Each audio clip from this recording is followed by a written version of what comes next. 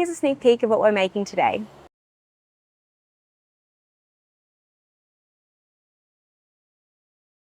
Hello everybody, welcome back to Flower Club. It's great to see you all again. If you're new, welcome. If you're returning, thanks so much for joining me again.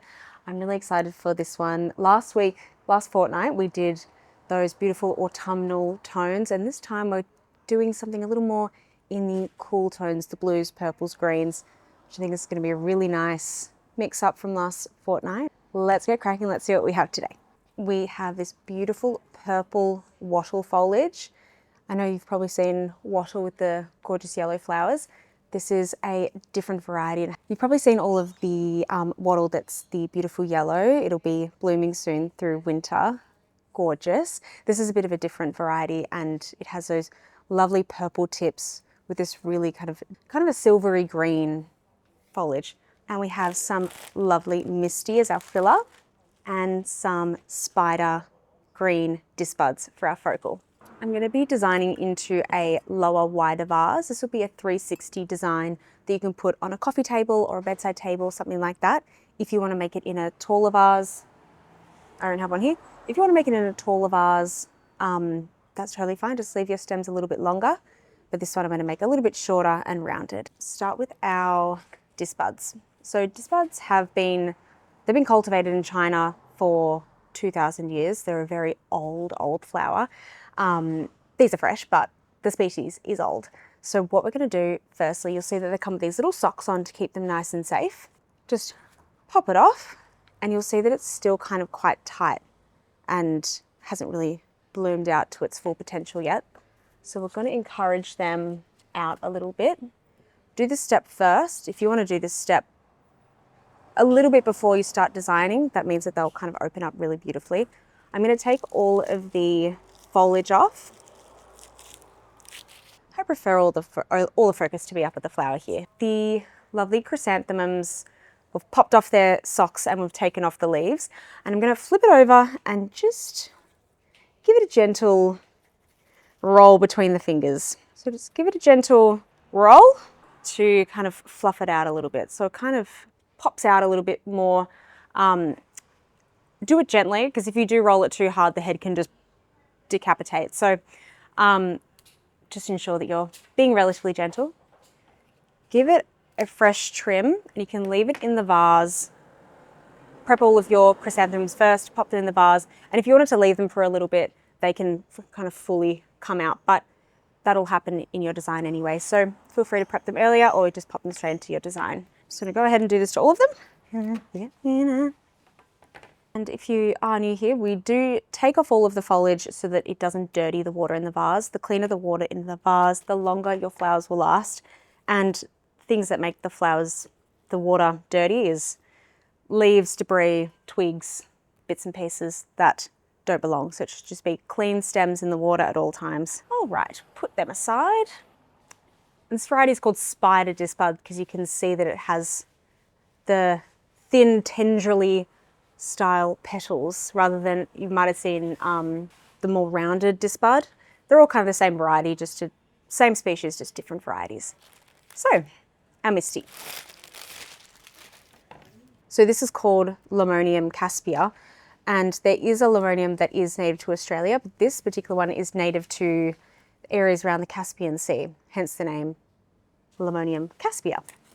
And it's a really beautiful filler. It comes in this gorgeous purpley color, can also come in blue and also white. And it's just a lovely, misty is it looks like mist. So I'm just gonna go through each stem, removing all of those lower leaves. So they're nice and clean and ready to put into your vase. Any little small ones that come off like that, just put them aside. They may come in handy later. And this lovely blue wattle, these gorgeous colors, you can see that there's some offshoots. We're going to just trim them off and use them later. You can see this one's kind of forking out like this. I'm going to keep it intact for now and maybe separate it later once I start designing, because you can't put them back together, but we can trim them apart if we want to. So better to do less trimming of your little offshoots at the start, and then kind of as you're designing, getting to know the flowers, getting to know the design a bit better, then you can start trimming a little bit more. Righty, so I have my little vase here, and I'm going to start by basing with my foliage. The shape that I'm going to be going for is a bit of a crescent moon shape.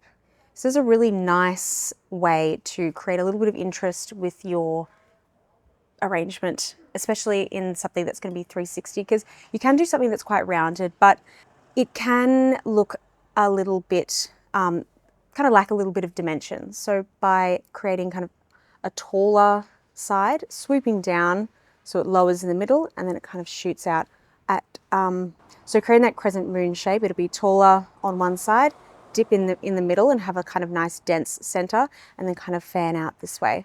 So that crescent moon shape is a really beautiful way to get a little bit of interest in there and mix it up a little bit from that classic rounded shape that you would have probably seen a lot of.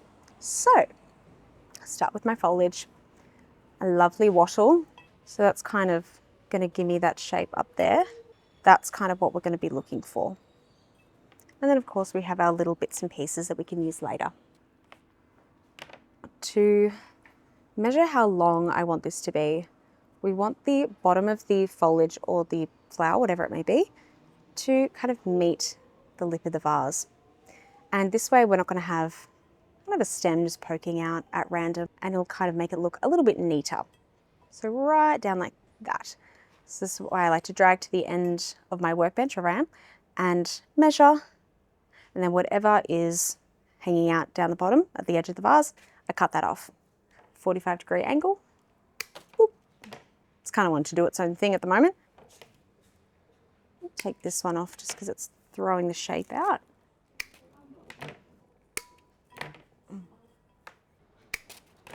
Okay, I've changed it up. I've taken this one, it's a little bit straighter. This one has a bit of a natural curve. It's wanting to go like this. I'm just going to follow the natural curve of this stem because it's wanting to go like this. So this will kind of hook out nicely over the side of the vase, and this one can be my tool.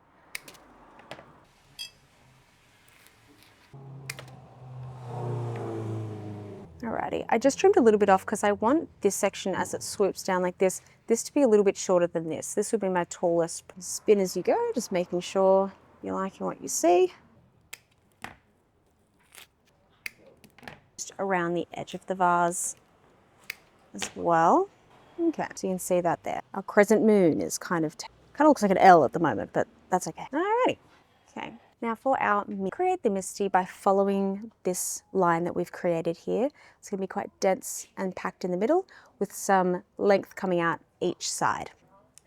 And a nice way to get that effect with the misty, because it can be quite sparse like this, but if you kind of condense it and pack it in tightly, you can really get the full effect of the color, and the flowers look really beautiful en masse like that. So that's what we're going to...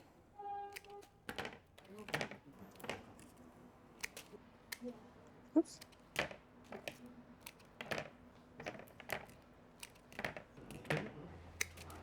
Don't want to waste anything. Just ensure that everything's cut quite low.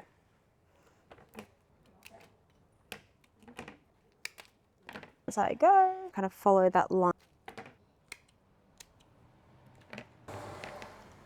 Trim off a couple of pieces for this one to follow that line.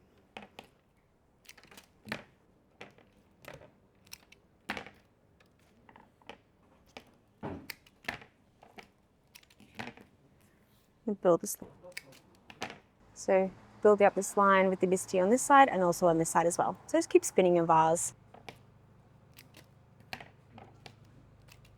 And have a look to see if there's any spots that you want to fill with your small pieces that you have trimmed off from your larger stems. See, you don't have to use it all. Don't feel the pressure to use everything close by.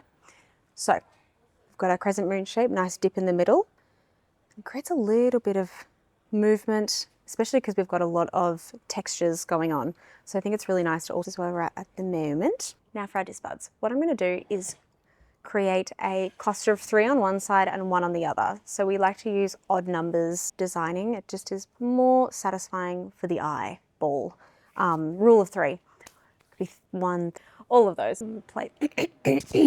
following the same line, one placed up high, lower down here, and we're going to place them at different heights. So this one will be the longest stem in the middle. By creating that, as if we're like this, creates a little bit more visual like that. A little bit more dimension, a little more movement. And it'll just look really pretty. So spin this around and start plating where our tallest point is, just below that. To the table, measure against the vase. See the bottom of the vase hits about there, and that's what I'm going to cut off. Another thing with chryses, especially if you have a lot of foliage going on in the vase already, if there's any little nodules left over from when you stripped your stems, trying to get them flush to the stem will mean that if you do need to shuffle anything out to readjust, you won't pull out everything that you already have in the vase. It won't just hook on and then just take it all with it. Experience, nothing worse than when you just pull something out and the entire thing goes flying. So that's my first one. You can see I've kind of placed it in amongst the misty, so the stem is hidden and it's just that beautiful flower head that we see popping through. A crisy stem, they're not the star of the show. So we'll hide them as the goal. Next one's going to go lower down here. One more thing I'm going to do, I'm towards rather than straight on. It keeps that movement, keeps the eye flowing rather than it just staring you in the face like that. The nodules. I did have to take it out just to trim it off just a little bit more. If you do need to take it out, just twist. Following this line. You can put it where a little bit into this spot right here, kind of in the middle. I have a few of these bits and pieces left over. I'm just going to have a look through gaps that I want to fill of the vase showing. And if there is, you can just finish it off with a couple of these. Just creates a really nice polished kind of cherry on top.